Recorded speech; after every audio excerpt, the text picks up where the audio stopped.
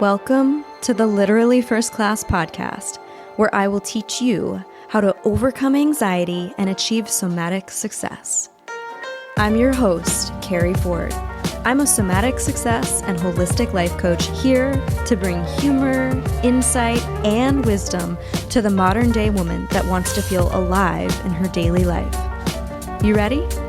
Come on, I saved you a seat in first class.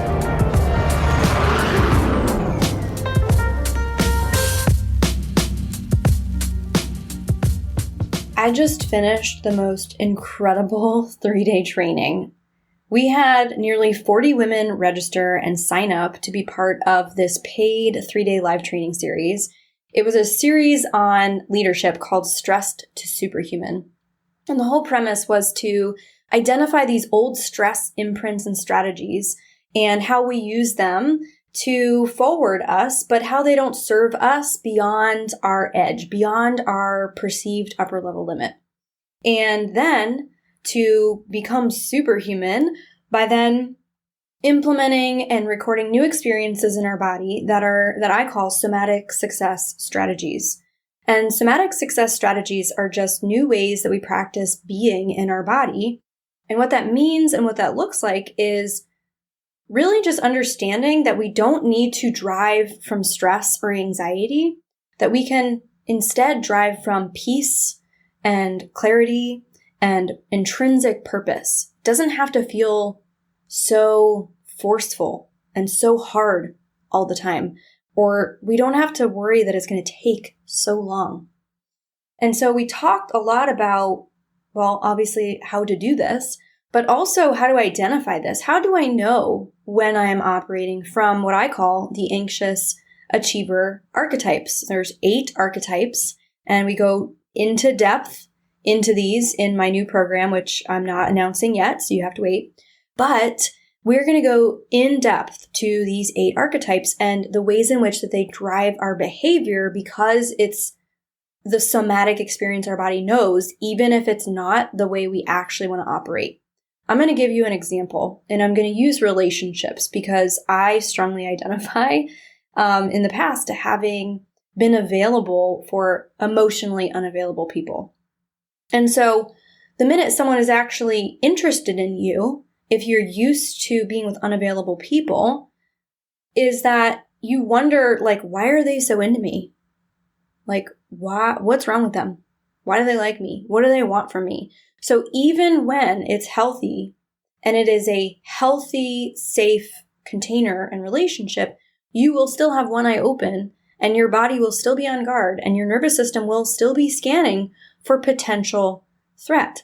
Now, the nervous system's role is doing its job, but its role is to protect you, and it's to scan the environment and communicate with your body, perceived or real threats. But the key word here is perceived. It's not always a real threat. It might just feel unfamiliar in your body, which is why you question it, which is why you're skeptical and cautious. So even healthy love might feel scary. It might feel unknown and unsafe, right? So safety for this reason is always an inside job for you. Nobody else is responsible for your safety, only you.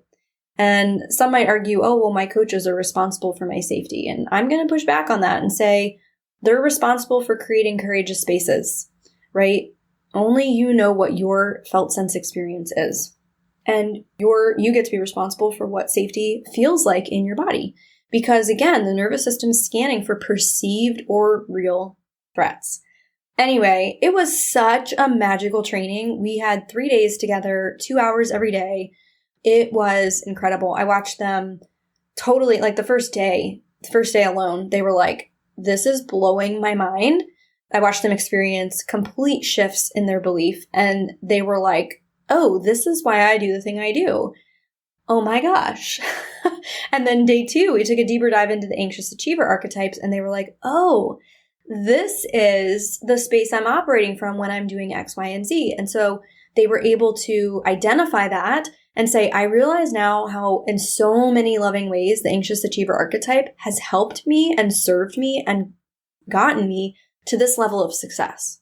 But I also see now why and where and when that holds me back from actually my true expansion, my biggest, most expressed version of me, like my truest potential, what I really know is possible for me. And I see now where I am self-creating this issue, where I'm actually holding myself back. And we were able to hold it with so much love, right? The nervous system's doing its job when it's scanning the environment and it's asking, is this safe? Is this safe? Is this safe? So it's great that it's doing its job. That is appropriate. And it also can be the thing that holds us back when it is operating as if we are endangered, even when there is no danger. And that goes for upper level limits. Those of you that are reaching a place in your business, in the corporate world, in your position, where you are just like, why do I keep hitting this wall again? Why do I keep experiencing the same loop over and over and over again? This is why. So going back to that relationship example, I might recreate that experience of feeling unsafe because it's what my body knows in that relationship, right? So even when they're showing up healthy, they're showing up present, they're doing all the things that are trustworthy, I might still wonder and try to recreate and sabotage ways in which I can build evidence for what my experience has previously been.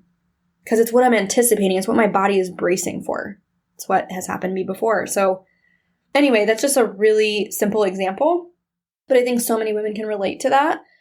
Or anybody that has been available for people that are not emotionally available to you. Anyway, this training was just incredible. And I'm really excited to see what magic they create on the back end of this, because once we identify and see the thing, we can't unsee it. And the thing being like deeper levels of awareness. Once we see the ways in which we're operating that aren't actually serving us, we can then begin to create new ways in our life moving forward, really that are deeply connected to who we want to be and how we want to show up in the world. So I wanted to talk today, yes, about that. And just, you can hear the excitement in my voice. It was so amazing. My heart is so full. And I also wanted to share with you my wish for you in 2023. I don't know about you, but I love choosing a word. I used to do the whole New Year's resolutions thing, blah, blah, blah. It just kind of falls on deaf ears after a while, like to myself, right? I'd be like, I want to drink more water and I want to exercise more, but I'm not being specific. I'm not holding myself accountable. Like, what does that mean? How does that look in my life? So instead, the past few years, and this is nothing new, I didn't create this, I decided I would like a specific word, an intention that I set, a word that I get to experience in its fullest embodiment through that entire year. And the word that keeps coming up for me, and I wish it were something more exciting because this doesn't feel very exciting, the word that keeps coming up for me is resiliency. I haven't really sat with that enough to connect to why that's my word, but it feels like my word. My word this year I had two actually, it was commitment and mastery. Commitment to simplicity in my business, but commitment to going deeper. As somebody that is a creator in the wealth dynamics, that is an artist, I often have let my feelings dictate how I show up, right? My feelings dictate my actions, and I've shared this with you on podcasts before, and therefore it shows up in my results, and the results are inconsistent. And it has me all over the place, and it has me coming up with all the new ideas and all the new things, but not really feeling like I'm executing any one of them particularly well, which is why mastery was a word. So instead of being a mile wide and an inch deep, my commitment this year was going to be, and I feel like I've accomplished this, it was going an inch wide and a mile deep. And this looked like a lot of different things for me in my life, but primarily it was around my coaching business. And what I wanted to call myself up into were higher levels of leadership, deeper mastery, building a body of work that I'm known for, taking a stance in the market, planting my flag in the ground around what I represent and why. And I truly feel like I've landed in that space, although it happened in the later half of the year in somatic success, right? Bringing together the world of somatics and nervous system training and regulation and dysregulation, understanding all of that, and bringing it into leadership. how we lead, because leadership is really how we lead ourselves first, but also how we lead ourselves in partnerships and how we lead ourselves in business with clients and how we lead ourselves in motherhood if you're a mom. It's how we lead ourselves everywhere in life. So from the holistic life coaching lens, bringing together somatics and success coaching and speaking specifically to the high achieving woman, and obviously that is me, right? So this just feels so juicy and so good, and I'm building a body of work that is absolutely my best work yet. And it feels great to be deeply committed to that. It feels great to be aligned to that, but also to go all in on the thing, right? So my question for you is, what are you tired of pretending you don't want? Maybe that will help you come up with your word. What are you tired of pretending you don't want? Where are you playing small in your life? And how do you really want to lead? Like, what do you want people to say when they see you, when they feel you and experience you? Not by what you do, but who you be as a woman in the world, right? Have you ever felt someone walk into the room and their energy absolutely commands it? Words need not be spoken. Their energy introduces them for them. From that space, who do you want to be experienced as? Whoa, look at that woman. She's so poised and confident, self-assured, peaceful, calm, grounded, centered, whatever. So maybe that will help you come up with your word. Resiliency. I don't know why this is my word. I don't know yet. I'm not questioning it. I'm just going to sit with it. But I'm curious, did you guys have words for 2022? How did you experience the edges of those? And what is your word going into 2023? Because my guess is you're listening to podcasts like mine, or maybe you've been in my programs before, and I say this all the time, because you know that there is something different you're called to, right? And I want to nurture that in you. So often I have felt wrong for who I am. I felt wrong for being big, too much, having a voice. I felt on some level who I was inherently wrong. Like almost like on a principle level. But that's just a message I learned and received. That's not actually true.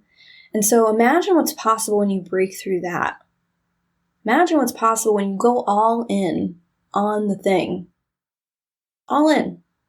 And that's what lights me up about leadership. I spent way too many years worried about what people thought, and I spent way too many years holding myself back and trying to appear relatable and be humble, and I'm fucking done with it. And you get to be done with that too.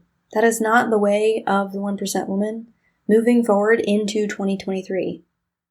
And I did a post on Facebook on this. I was like, I don't want to be the 2022 version of me. I want to be the healed version of me. I want the 2023 version. And I'm going to invite you into that. That's what I want for you in 2023. To be the healed version of you. To be the highest expression of you. To be the most biggest, too muchness, all out fucking version of you. I want all of that, and that's possible. So tell me what your word is. I'm curious. You can shoot me a DM. You can tag me on this episode. I love when I see episodes come through at literally first class. But this is your first class move this week. Making first class moves. I hope you have an awesome week, and I'll see you here next time on Literally First Class. Bye, guys. I hope you enjoyed your flight, and I'll see you on board again soon. Seriously, though, thanks for listening. If you're ready to take this work deeper and upgrade your mind, I want to invite you to join us inside my Millionaire Mindset program. This is where you'll start using my guided meditations to help you overcome anxiety and experience even more abundance. When you join, you'll have access to my entire audio library. Head over to elevatewithkeri.com and we'll see you inside.